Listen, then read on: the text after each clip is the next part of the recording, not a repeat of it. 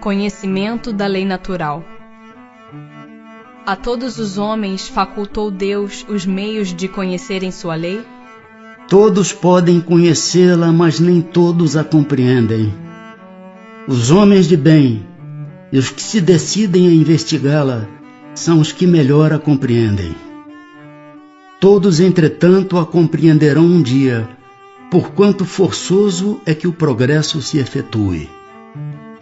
Antes de se unir ao corpo, a alma compreende melhor a lei de Deus do que depois de encarnada? Compreende-a de acordo com o grau de perfeição que tem atingido, e dela guarda a intuição quando unida ao corpo.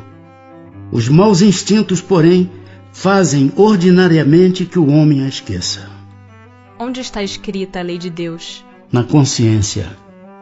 Visto que o homem traz em sua consciência a lei de Deus, que necessidade havia de lhe ser ela revelada? Ele a esquecera e desprezara. Quis então Deus lhe fosse lembrada. Confiou Deus a certos homens a missão de revelarem a sua lei? Indubitavelmente. Em todos os tempos houve homens que tiveram essa missão. São espíritos superiores que encarnam com o fim de fazer progredir a humanidade. Os que hão pretendido instruir os homens na lei de Deus não se têm enganado algumas vezes, fazendo-os transviar-se por meio de falsos princípios? Certamente hão dado causa a que os homens se transviassem, aqueles que não eram inspirados por Deus e que por ambição tomaram sobre si um encargo que lhes não fora cometido. Todavia, como eram afinal homens de gênio, mesmo entre os erros que ensinaram, grandes verdades muitas vezes se encontram. Qual o caráter do verdadeiro profeta? O verdadeiro profeta é um homem de bem inspirado por Deus. Podeis reconhecê-lo pelas suas palavras e pelos seus atos. Impossível é que Deus se sirva da boca do mentiroso para ensinar a verdade. Qual o tipo mais perfeito que Deus tem oferecido ao homem para lhe servir de guia e modelo? Jesus. Só por Jesus foram reveladas as leis divinas e naturais? Antes do seu aparecimento, o conhecimento dessas leis só por intuição os homens o tiveram? Já não dissemos que elas estão escritas por toda parte? Desde os séculos mais longínquos, todos os que meditaram sobre a sabedoria hão podido compreendê-las e ensiná-las. Pelos ensinos, mesmo incompletos, que espalharam, prepararam o terreno para receber a semente.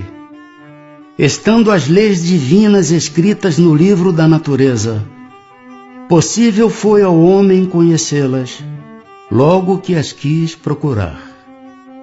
Por isso é que os preceitos que consagram foram desde todos os tempos proclamados pelos homens de bem, e também por isso é que elementos delas se encontram, se bem que incompletos ou adulterados pela ignorância, na doutrina moral de todos os povos saídos da barbárie.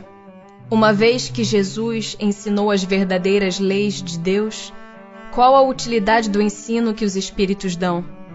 Terão que nos ensinar mais alguma coisa? Jesus empregava frequentemente na sua linguagem alegorias e parábolas, porque falava de conformidade com os tempos e os lugares. Faz-se necessário agora que a verdade se torne inteligível para todo mundo. Muito necessário é que aquelas leis sejam explicadas e desenvolvidas. Tão poucos são os que as compreendem e ainda menos os que as praticam. A nossa missão consiste em abrir os olhos e os ouvidos a todos, confundindo os orgulhosos e desmascarando os hipócritas, os que vestem a capa da virtude e da religião a fim de ocultarem suas torpezas. O ensino dos espíritos tem que ser claro e sem equívocos, para que ninguém possa pretextar ignorância e para que todos o possam julgar e apreciar com a razão. Estamos incumbidos de preparar o reino do bem que Jesus anunciou. Daí a necessidade de que a ninguém seja possível interpretar a lei de Deus ao sabor de suas paixões, nem falsear o sentido de uma lei toda de amor e de caridade. Porque a verdade não foi sempre posta ao alcance de toda a gente. Importa que cada coisa venha a seu tempo.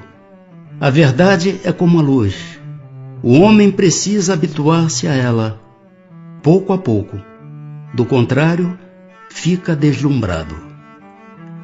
Jamais permitiu Deus que o homem recebesse comunicações tão completas e instrutivas como as que hoje lhe são dadas.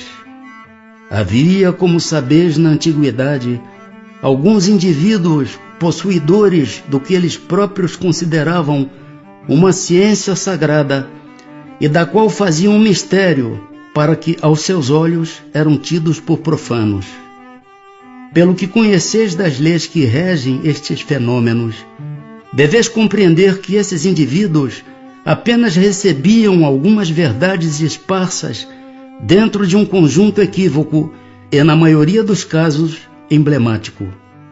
Entretanto, para o estudioso não há nenhum sistema antigo de filosofia, nenhuma tradição, nenhuma religião que seja desprezível, pois em tudo há germens de grandes verdades, que se bem pareçam contraditórias entre si, dispersas que se acham em meio de acessórios sem fundamento, facilmente coordenáveis, se vos apresentam graças à explicação que o Espiritismo dá de uma imensidade de coisas que até agora se vos afiguraram sem razão alguma e cuja realidade está hoje irrecusavelmente demonstrada.